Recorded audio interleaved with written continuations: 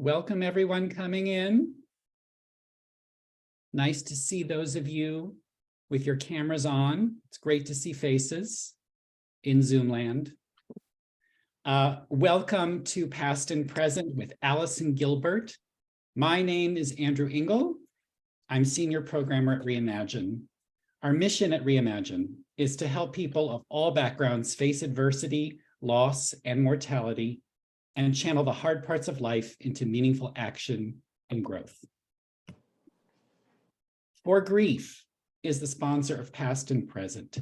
For Grief offers a better way for people to navigate loss by offering unprecedented and direct access to the country's most preeminent grief experts, this company included, as well as authors. And you can learn more about For Grief at forgrief.com. Just a quick note about Zoom.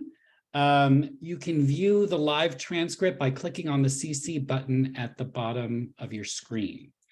The majority of us are zooming in from the United States, also known as Turtle Island by Native Americans and their allies. I'm in Lenapehoking, where a large city called New York sits on occupied land. I ask you all to join me in acknowledging Indigenous communities in North America, their elders, both past and present, as well as future generations. I am stating this because it's one step to continue the process of dismantling the ongoing legacies of settler colonialism and white supremacy. I will put later a link into the chat, native-land.ca, where you can learn about the Indigenous territories where you are sitting in. Please mark your calendar for January 26th for the next Past and Present. Allison and poet Victoria Chang will explore loss through the art of poetry. Allison, I am so excited that you booked Victoria Chang. She has been a previous guest of ours in other series that we do, including our Vigil. Prepare all to be amazed by her intelligence and her creativity. And now, it is my pleasure to welcome and introduce Allison Gilbert. Allison is the author of numerous books, including the new Listen World, a biography of Hearst newspaper columnist Elsie Robinson. Her previous book, Past and Present, Keeping Memories of Loved Ones Alive, reveals creative ways to remember family and friends we never want to forget, and it is the namesake of Allison's series at Reimagine. You can follow Allison on Instagram, Twitter, and Facebook. She's everywhere as A. Gilbert Writer. And with that, it is my pleasure to hand it over to Allison, who will introduce our very special guest. Thank you so much, Andy. Welcome to my favorite time of the month, which is always this opportunity to gather together in community to talk about what I think is so essential, which is experiencing our grief journeys together, figuring out how to be sad and angry and happy and joyful and mad and wistful and all of those emotions, especially bubbling up for so many of us during the holiday season. So thank you to Reimagine and thank you to For Grief for sponsoring this ongoing series. If it wasn't for Grief support, we would definitely not be here. And our guest today is Caroline Levitt, who I adore, and you will no doubt enjoy everything that she has to say about how we can bring our grief experiences to the page. And so before I go into her accolades, what I will do is just say hello to Caroline first. So thank you so much for being with us. Allison, I adore you right back. And thank you so much for having me here. And thank Andy and thank For Grief and thank Imagine. I also want to give a plug for Allison's latest book. It's just wonderful. And Shal Shabai. That is so nice of you to say. When you look at the biography, you don't quite see behind the curtain, but Elsie Robinson, who's the subject of the biography, she dealt with so much grief in her life. And so the fact that she was the most famous woman writer in the William Randolph Hearst universe, and used that platform to explore grief and loss in many ways more than 100 years ago. I feel like this time together talking about grief and writing is just right in my sweet spot right now. And so I hope that what we explore today will also give everyone on this call some information that they could use to get their own grief stories on the page. Maybe we can talk about publishing. Maybe we could talk about agenting in this particular genre. Maybe we can also talk about what is the market for stories about personal grief, but through the lens, by the way, of your writing. So let me just start there. Your latest novel came out during COVID, With or Without You. You have a new novel coming out in 2024 called Days of Wonder. But really, so much of your fiction really does come from a personal grief place. And I wondered if you can just start us there. How does your personal grief experience find its way into your novels? Okay, well, I definitely think that writing can save us all. I've always wanted to be a writer, and Alice and I were talking beforehand about grief can either derail you. It's almost like grief is a road with two ways you can go. It can either derail you, or you can look at it and try to use it to open yourself up. I've had many truly awful things happen. When I was young, my fiance died in my arms 2 weeks before our wedding. I lost a baby at 4.5 months of pregnancy. I almost died, and I was in a coma, and it goes on and on and on. And what I found with that grief is that it felt to me like a layer of life was being pulled away. And I didn't have the protective quality of, the masks we all wear or whatever. And I remember I went to a grief therapist because I didn't know what to do. I was just crying, and I couldn't put things together. And she told me two things. First, she told me there's two ways of dealing with grief. You can be like the Jackie Kennedy model, where you're just very serene and you make people comfortable being around you because you're not crying and acting out. Or you can be the Yoko Ono model, where you slam yourself to the floor and you're screaming and crying. And when she said that, I thought, oh, I want to be the Yoko Ono model. I really want to see what that's like. And she said, good. She said, good. Why don't you write about it? And I thought, oh, I can't write about that. It'll bring everything back. And she said, yeah, it will. But the way to get through grief is to dive through it. Think of yourself almost as Ulysses when he went into hell and he dove all the way down and he came all the way up and he was changed. So I thought, okay, I will try this.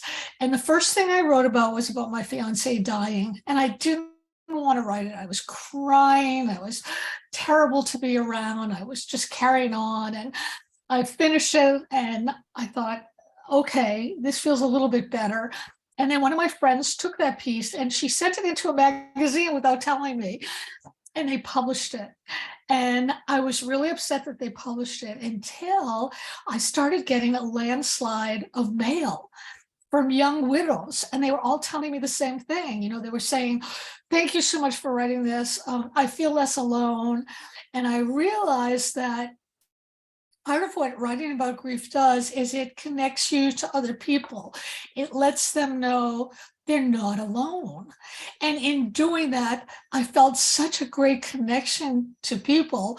And it helped me to make my decision that, from now on, I'm going to write about the deep things, the things that embarrass me or hurt me or make me really feel terrible, because maybe it'll help somebody else. And when it does, that's when you form these intense connections, just like you and I did, Allison.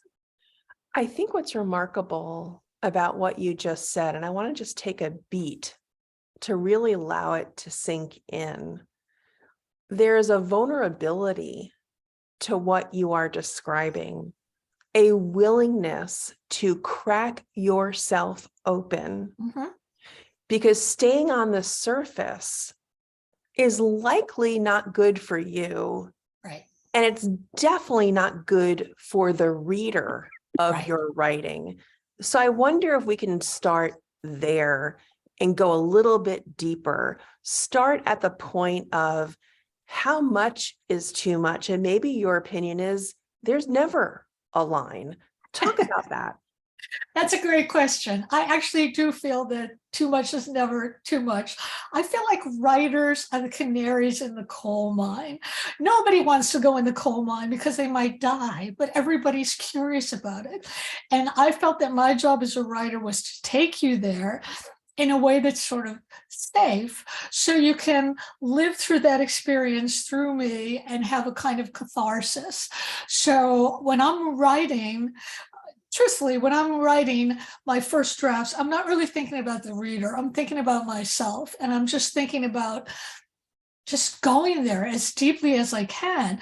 And while I'm writing, I do feel the pain, but it's almost like I realize that when I get to the end of what I'm writing, I'll feel better. Because I know that's true. At least for me, it's true. It's happened before, it'll happen again. And to me, that makes it worth doing it. I put on my glasses, which is a visual key, a visual cue that I'm going to read something back to you that Okay. you have said. Okay. And I want you to tell me where it lands today, since you've said it a year or so ago. Okay. This is after your fiance died.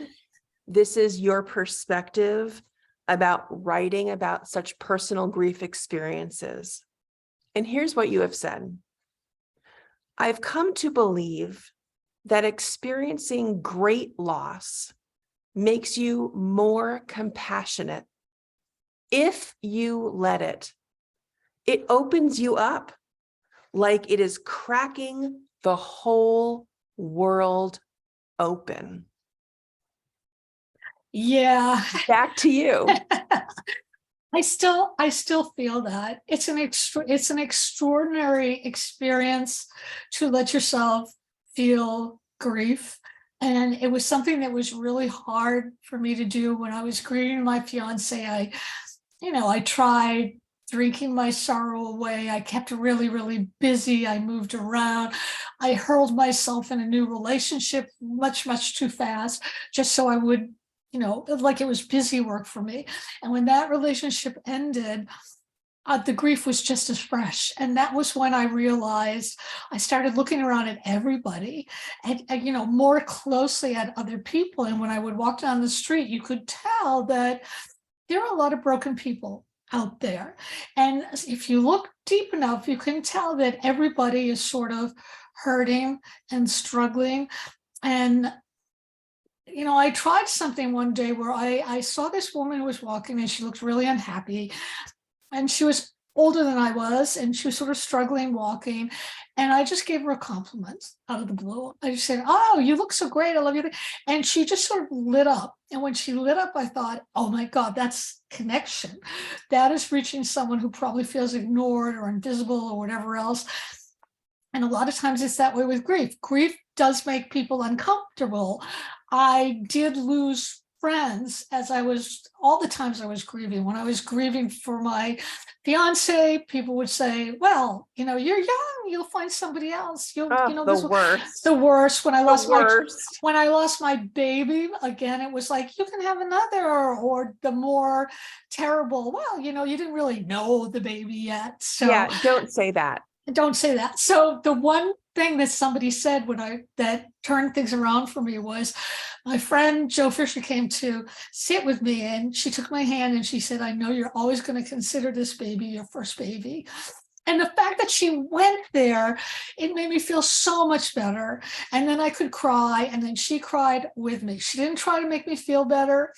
She didn't, when someone's grieving, don't try to make them feel better. Yeah. Your job is just to bear witness, to just sit there and listen, which is what she did. And that sort of healed me. And when I had that experience, I thought, well, it's like sort of, why would you settle for, a cheap candy bar when you can have Godiva? It's almost like that. Like, you get these deep, intense relationships when you connect with people who know what it means. And it's not just about talking about grief. It's also, they celebrate your happinesses so much more, I want to talk about what puts you on a pedestal to me. Oh. So not only are you a multi-New York Times best-selling author, but you also write essays and stories and book reviews. Your articles have appeared in, I'm reading a list now because the list was just too long, Salon, Psychology Today, of course, the New York Times, the book review of the New York Times, People, Publishers Weekly. I mean, the list goes on. But you've also been a judge. And this is actually very interesting to me. You've been a judge. Again, I'm going to read because I didn't want to mix up the words. The Writer's Voice Fiction Awards and the Mid-Atlantic Arts Grants in Fiction. You've also taught and you teach writing. So you are doing it, you teach it, and you judge it. And so you are the perfect person to ask these next questions to. Okay. What is the market for writing about these stories? If those, I mean, the attendance for this event, I must say, was over 500 people. So there are many people who feel like they have a story that is burning in their gut that they want to share. So this is really hitting a sweet spot where people maybe have a story to share, don't know how. What is the market? Is there a hunger for these stories? I think there's a deep hunger for any sort of connection between human beings to talk about, there's definitely a market for it. I think the difference is that, you don't want to sugarcoat anything. You can't be afraid to tell the truth and to describe look at Joan Didion's book, The Year of Magical Thinking. I always say it's like going there, but she went there. And in doing that, she gave everybody a gift because you feel less alone when you can face it. And it's that same metaphor. You don't want to go into hell. You want to feel better. But the way to feel better is by going into that hell and writing about it. So I would suggest anybody out there who's writing, just be brave, read it into a tape recorder before you write it if you want. Write it as a letter. Write a letter to the person who died. I mean, that's an incredibly helpful thing to do. I have an older sister who has estranged herself from me, and no matter what I do, she won't get back in contact with me. And I'm grieving. And I wrote a letter to her, just entitled Dear You Who Now Hates Me. And I published it. And again, it was, it made me feel better because I felt, it's out there. But again, I got so much response from people saying, I have the same situation. My brother hates me, or, my sister won't talk to me either, or it's a way of connecting. And I think also if you're writing, you will know when you get to that place because you will start feeling the grief and the anger and the rage and everything else. And our natural inclination is, let me just take a cup of coffee and I'll feel better. Don't do that. Just go deeper into the page. You will write yourself out of it. I'm not saying it will disappear. Everything I've ever lost and everyone I've ever lost, I still grieve for, but it's part of what makes us all human, and it's not as bad. But just go there. Don't be afraid. Yeah, I think it takes courage. And what I will say, because I'm seeing questions to start populating the chat, in terms of housekeeping, let me reveal how we're going to get questions to either me or, of course, to our esteemed guest today. Andy, who you met at the top of our time today, he will be going through the chat. Put your questions there. He will go through the chat, choose the questions that are hopefully applicable to the most people, and then we will bring him back on at about the half-hour mark until we're done, about 40 minutes until we're done, somewhere in there. So if you have a question, I urge you to put it in the chat so you get out of this time what you need. Clearly, you are busy, no matter where you are. It's either in the East Coast and it's 1 o'clock, it's lunchtime, you're busy, or perhaps you're on the West Coast and it's still morning and your day is in front of you. You took this hour because you had questions. So please use this opportunity to ask us whatever it is that you want about your writing project, how to get it published. Perhaps it's a question about getting an agent, or maybe if it's a nonfiction book, it's a book proposal question.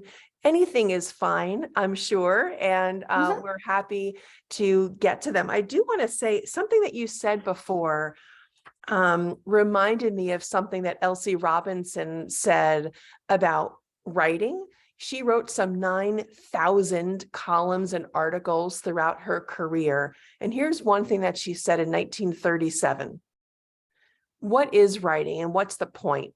How do you get to that place where a reader will derive comfort or validation?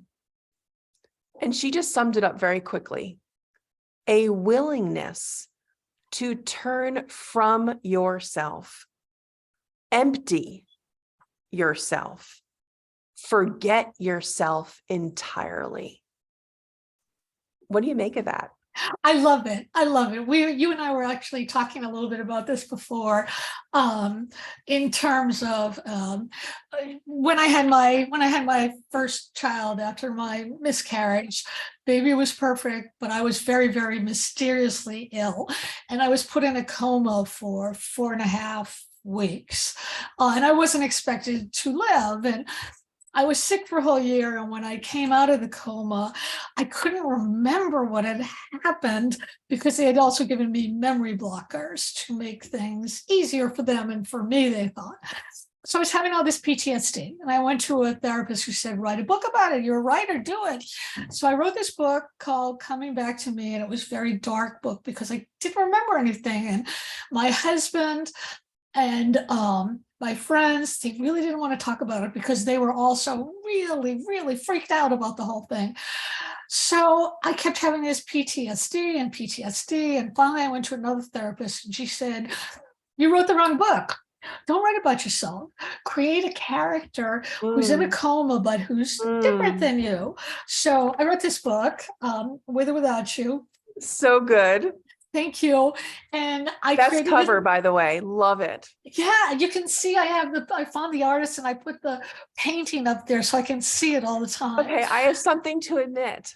What? When we were thinking about covers for Listen World, I looked at your cover and I'm like, maybe we can play with Elsie and kind of give her that kind of wonderful painted look. Yeah, I love it. You can see the brush strokes on it. Yeah. So anyway, I love it. So I created a different person. Stella different for me in that she did not have a happy relationship. She had a fractured one. She was a very practical nurse. I am anything if not practical. She remembered everything, including when she was in the coma, which were actually the most fun scenes ever for me to write. And when she came out of her coma, she had a special talent, which can happen in comas. That actually can happen. So her experience was very different from mine. And it was actually the happiest book I ever wrote.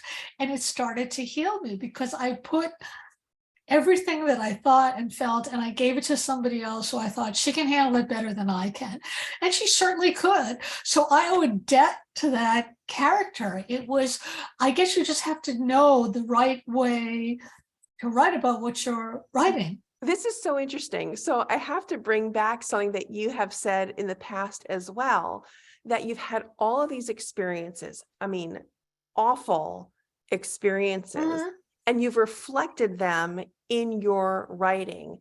And instead of these experiences bringing you down, you feel, tell me if I'm wrong, you get happier and more optimistic Yes. as the years go on. And is it because you have actually dumped some of this energy into your writing? Is it because of that? Has it been a repository of some of this very scary emotions that we go through? You had a place to put it. I think that's true. I often think it's true. At least this was true for me. When you lose someone, you're in shock. There's a need to keep telling the story and telling the story over and over again. And sometimes people, they don't want to hear it over and over again because it hurts them, or they feel you should be moving on. It's been 3 weeks. Why aren't you okay now? I mean, I went into therapy groups where I went to a young widows group. I saw different kinds of grief therapists. And the one that was the most helpful was with a bona fide grief therapist, which is what you want, who encouraged me to, she said, you have to keep telling the story. First, you have to keep telling the story so you believe it, because you're still in shock. Once you believe it, then you have to keep telling the story so you understand what happened, and what you're going to do about it. And then you have to tell the story so you can make a wider picture of it. How is it going to impact others? What can you tell other people about what it's like to lose and to persevere? It's funny, but in a lot of books and movies, they always show somebody suffering and then it's easy for them to get through it. And then they're happy and everybody likes that and wants to be around them. But there's actually much more wisdom about being around somebody who is sad. If you can sit with somebody who's sad and listen, it's actually very rewarding, because then you have a connection so deep that it's incredible. It's like a love of mankind. So let me ask you a down and dirty business question about writing. Okay. This will be our not so gentle segue to bring it up to Andy to get some of these questions aired, sure, so people can really feel like they're getting out of this session what they came right for. With all of your writing, it's very different. Of course, we talked about some of your fiction, of course, but also you have written much nonfiction. And I'm wondering about your representation. Do you have the same agent that you started your career with? Have there been evolutions and changes in who represents you? Help us peel back the curtain of getting an agent and sticking with one. I was very lucky at first. I won a short story contest when I was in my mid-20s, and I got an agent from that, which is sort of unheard of. She was not a bad agent, but I always felt uncomfortable with her because she was kind of cold, which is to say, when you're anybody out there, when you're looking for an agent, you want to have a talk with them because you want to make sure your personalities mesh. There's nothing worse than having somebody you don't feel is going to be with you. So I stayed with her, and my first book was a huge success. My second book, not so much. Then my publisher was sold, and then my next 7 books just sort of did nothing. And I thought I needed a new agent. So I didn't know who would represent me. And I had to do what all of you probably know what to do. You do your research, you look at like who's being represented by this agent, who isn't. And I wrote a letter, and this agent invited me to come in and talk to her. And I wanted to impress her. So I had sent her a full manuscript. And also, just to show her how versatile I was, I had submitted like 3 pages of what I thought might be a new novel.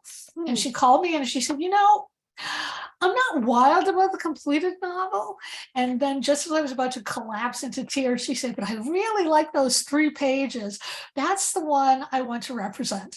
Wow. So I was able to get an agent. And the thing about having an agent is you want one who is going to really fight for you, who is going to send you to the right kind of editors. I mean, my last book that was already on contract before I had her was with a publisher who eventually actually rejected this book on contract and said, we don't think it's special. And I thought, oh my God, my career's over. My career is totally over. Because if you don't have sales and it's 9 books. And my new agent said, no, it's not over. We'll get you someplace else. She got me to Algonquin. And I told Algonquin, because I'm a truthful person, look, I don't sell books anymore. And they said, oh, you will now, you will now. They took that book, they put it in 6 printings before it even came out. It was a New York Times bestseller its second week. And the same editor who had rejected it as being not special called my agent and asked if I would come back to them, which of course I would. But this is all to say that when you're looking for an agent, you want to make sure that the agent aim high. You want to make sure that they represent writers who you love. Start looking in the backs of books that you love and the acknowledgments, because writers will always thank their agents. If they just say, and thank you to my agent, Judy Stone. But if they say, and oh my God, thank you, Judy Stone, my agent, for, listening to me whine and helping me out, that's probably the agent you want. Some Well, agents, the yeah. difference is actually very real. yes, That every author will thank their agent. It's just a matter of how effusive they are. that's So, right. to be honest, when you read the acknowledgments, read between The the lines. lines. And I will just add one thing. When you're reading the acknowledgments to find a potential agent to query, I have one very strong recommendation. It's not just a random book that you're checking out the acknowledgments. It's the kind of book that you Right. envision writing. Yep. So, for example, if you want to write a book about grief and loss, that's our subject today, then an agent who represents a historical novel that has some science fiction attached is not going to be likely Right. your agent. Right. You want to go to the agents who represent the kind of book that you want. So go to the bookstore, get all those books in your hands, look in the acknowledgments at those particular books, and that's a great way to begin. Another thing to do is every writer out there should be getting Poets and Writers magazine. It's also online. It's Poets Ampersand Writers, because I think they come out every month or bi-monthly. They interview agents. You get to hear what the agent is looking for, what they're not looking for, what they like, what their personality is like. All very important things. And then you can reference that you read about them in that journal. So you're already kind of able to show that you are leaning in, that you are engaged, that you are timely, that you're doing your homework. It accomplishes, multiple goals at the same time. I'm going to say, now that it's Eastern time, 1:33, I'm going to invite Andy back on camera. There he is. And I would invite Andy to go through the chat.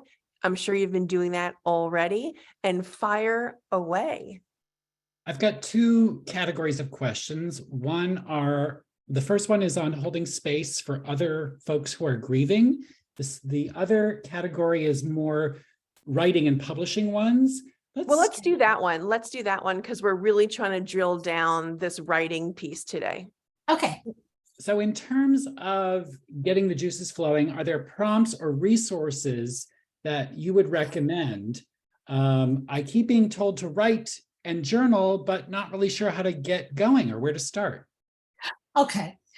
The one easy way to do it is if you are writing about grief, or you sort of know what's obsessing you, think of a character and write that character a letter. Like I wrote that letter to my sister. I wrote letters to my fiance who died. I wrote letters to my baby who died. And as you know, don't judge yourself, just think about doing it. If you're thinking about telling your story, you want to start in the middle of what happened. You might want to start, on the day that you lost somebody, what was happening, like I didn't see the Hornet in the car, and that's what caused the accident. give yourself permission to open up and to do that. Journaling is fine, but it doesn't have a structure. The other thing I always tell people is no matter what you're writing about, there's certain things, I call them the wants and needs Bible, and it applies to anything you write. First of all, whatever character you're writing about, even if it's you, what is it this character wants at the beginning and why? What's at stake if you don't get it? What's your plan to get it? What's your misconception about it? And what are you realizing as you're going through this? And what happens at the end? How do you or the character change? What have they learned? I mean, they're just basic steps. It's almost like a rubric that you can fill out the steps, and then you can fill in the writing. I love you and me together because I have never written fiction. So let me come at this question through another vantage point, which is the nonfiction journalist vantage point. I would approach that question and answer it so differently because I don't have your expertise. How would you? I want to hear how you would. Yeah, I would think about something tangible. So if you have kept an object that belonged to your loved one, perhaps just start by writing why that object was either important to your loved one, but clearly what it has meant to you that you've chosen to keep it. So I would go micro onto a singular thing, a singular entity that then becomes a manifestation of that bond that you have. That's a great idea. That would be my one idea. The other idea is about place, and to think about where physically, when you think about your loved one, where are you in the world? Are you in a restaurant? Because that was maybe the last meal you shared. I think about that because one of my last meals I shared with my dad was in an Italian restaurant, and I remember it so vividly. Right. Was it your childhood home where you felt secure and perhaps safe? And maybe the disconnect now or the friction now is that you feel vulnerable because of the death. So I would think about physical, place, space. The last thing I will say, because this is about prompts, because I can go on for a while and I'll stop. Think about your 5 senses. Right. Literally devote a writing day to each sense. Monday through Friday, you got 5 days, 5 senses, 5 prompts. When you think about your loved one, think about it through the prism of each sense and then see what you come up with. It's a great idea. It's a great idea. All right, Andy, we're ready. Back to you. I thought this was an interesting one. I'd love to hear from both speakers about the ethics of writing a story about grief if there are people still living who might be intensely private or who might be negatively impacted by sharing the story. Okay, that's a really difficult and thorny question. I don't know if the person who asked the question is worrying about hurting people or about lawsuits if somebody behaved badly. If somebody behaved badly and you feel you need to write about them, my suggestion is not to use their real name. If they're tall, make them short. Disguise whatever their profession is, just protect yourself and you can get the same emotion. If you're worried about hurting somebody over it, if you worry in your writing about hurting people by what you're writing, you're not telling the truth. You're not deliberately trying to hurt somebody, hopefully. They're just grieving, and those people always have the choice not to read it. To say, I love you, I'm glad you wrote this, but I cannot read it. Maybe in 20 years, maybe never. But I think those are important considerations. Yeah, I'll add one little bit to that, since the person who posed that question said for either one of us. I have a very specific example.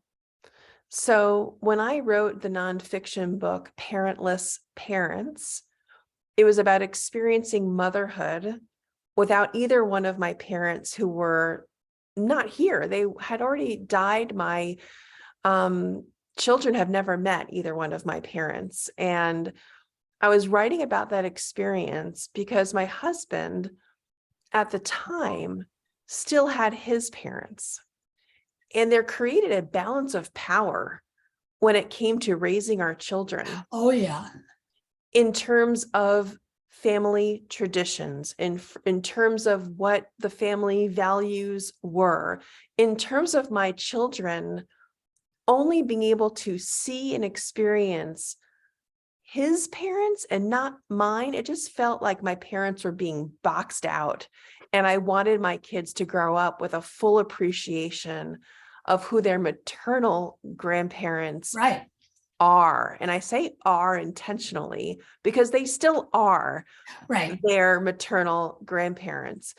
And so when I wrote that book, I can tell you that there were passages that were potentially incendiary in my experience of my in-laws at that time. And I made sure that I kept on it. And I told my husband what I was writing. I shared with him the pages. And ultimately, when it was in final manuscript form, I shared the book with my in-laws prior to publication, not for them to edit, too late, didn't give them the opportunity, but just so they knew Right. what was coming, Right. which I felt was the only appropriate thing to do because I love them. Right. And I Right. still love them. And so I feel like it is your story, Right. and you can help people absorb it by giving them a little bit of a runway Right. to know I what you're going to say. totally agree. Yeah. Andy, back to you. Sorry for that long-winded response. No, I like that response. What advice do you have when it comes to imposter syndrome, the feeling of not being worthy of sharing your story, as well as navigating the daunting task of trying to get your work published? That's a wonderful question. I'm here to say that I have imposter syndrome all the time. Every writer I know has it. It's hard not to, because no matter what you achieve, you're out there and you see other people, they're doing better than you. Does that mean they're better than you? No. Partly what you need to do is to realize that there are a zillion wonderful books out there that are published. There are also a zillion terrible books out there that are published. The same thing with going unpublished and published. It's sort of getting published is all about timing, luck, making the right connection. Writers don't talk about this enough, but I happen to know that there are brilliant writers who have had 60 rejections from agents, and then they finally got an agent. Then they had 50 more rejections from publishers, and then they got their book published, and it was like a smash hit.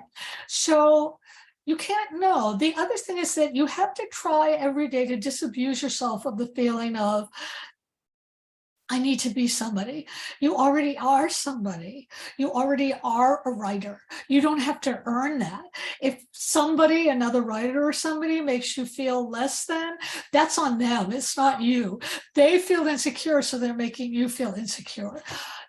If you're writing on a piece of paper, you're a writer. You have the support of the writing community, trust me. And you can move on. I just want to tell one remarkable story because it happened on Twitter recently. Somebody, I forget her last name, it's Chelsea something.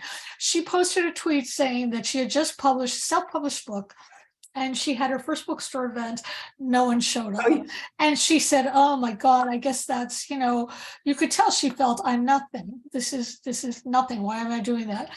Instantly, Stephen King, Margaret Atwood, all these other famous writers tweeted to her, I've had that happen to me too. Don't worry about it. Not only that, 4 publishers foreign publishers approached her and said, we'll publish your book traditionally. She's going on NPR now.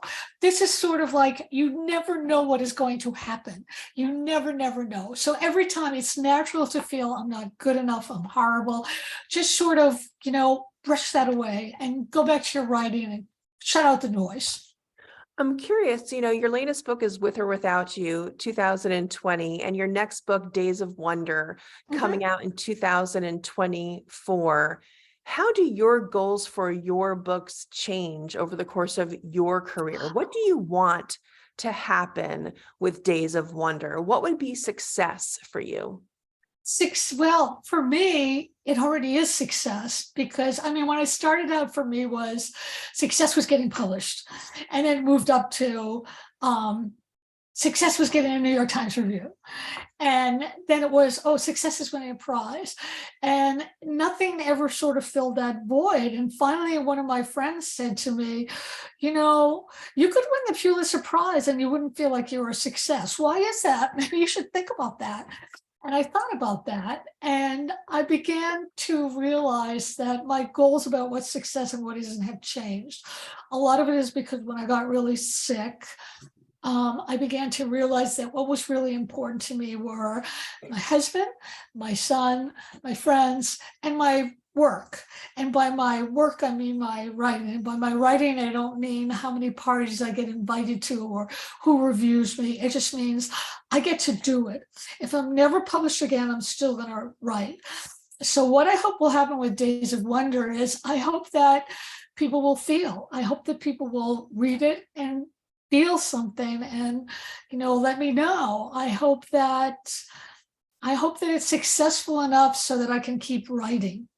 Not that I can be more famous or whatever, just that so I can continue to have a career. And that's all I want. Well, let's talk about how you elevate the work of other writers. You launched this incredible platform called A Mighty Blaze to help support the work of writers who were kind of losing traction because of the COVID-19 pandemic. Tell us about A Mighty Blaze. How is it going? How can people watch? It's an incredible way to learn from writers. So everyone who is here, who is watching this in the future, you must listen and watch these conversations. So A Mighty Blaze started, it was in March when the pandemic, things were just going into lockdown. It was the day before I was supposed to fly to Texas to speak in front of 150 librarians. My publicist called me up and said, we're sorry, Caroline, it's canceled. In fact, everything's canceled. And I hung up the phone shaking, thinking everything can't be canceled. It's so terrible. And I had this video, when I have to speak in front of people, I make videos of myself talking. So it's muscle memory, so I don't get nervous. So I sent that video to my publisher saying, look, this is a video I made. And they said, this is great. We're going to send it out to everybody. And I thought, that's interesting. So I posted on Facebook, writers, all those like me who have lost your tours and you feel like your books are dying, I've started the Nothing is Canceled book tour.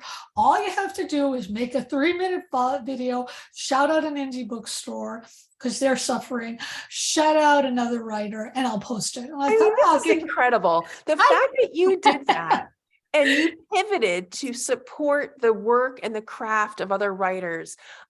Publicly, I've been a private in-person in my house fan, but publicly, what a gift that you have done. You have just bulldozed this incredible platform that has lifted and empowered so many writers. I never thought it would. I thought I would get like 5 people. I got 200 in the first 2 days. I was so busy that, first of all, it took my mind off my own problems and the pandemic. And then after the first week, the Washington Post called me and said, Caroline, what are you doing? And I said, I have no idea. It's just snowballing. And they wrote it up. Then I got a call from author Jenna Blum, who said, do you need help? Because I'm really good at managing stuff. And I said, oh my God, please. So we got together and we made A Mighty Blaze. The name is Jenna Blum's. And we started sort of reaching out. We made little emojis, we reached out to papers, and all of a sudden we were everywhere. We were in the Washington Post, we were in the New York Times, we were here, we were there.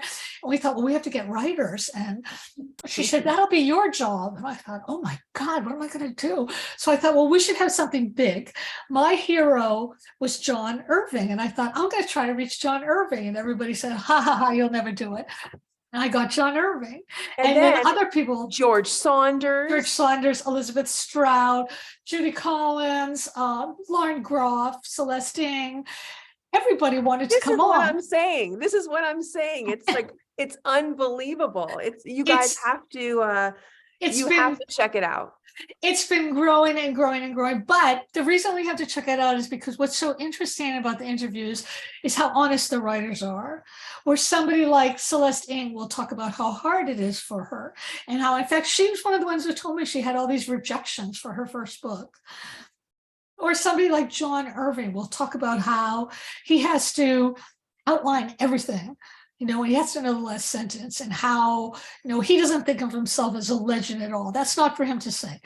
I mean, you start to find connections with these people, and it's astonishing. It's just astonishing. So in the chat, I know Andy and others have put in the link to, I believe, everything that we have been talking about, but I see a mighty blaze in there now. Andy, if you haven't put in all of Caroline's information, social media, make sure that that goes in there, because I do want folks to be able to know when Days of Wonder comes out. I want them to follow you. I want them to get With or Without You. It is such an incredible book. I am thrilled, but I want to talk. We have 9 minutes left, and Andy knows I am on time. I will not keep anyone a second over because I know how busy we all are. But let me go back to the business of publishing. So you have this idea. Let's drill down what makes it marketable, maybe what even an agent is going to want to see, because there is a difference between journaling for yourself and writing for readers.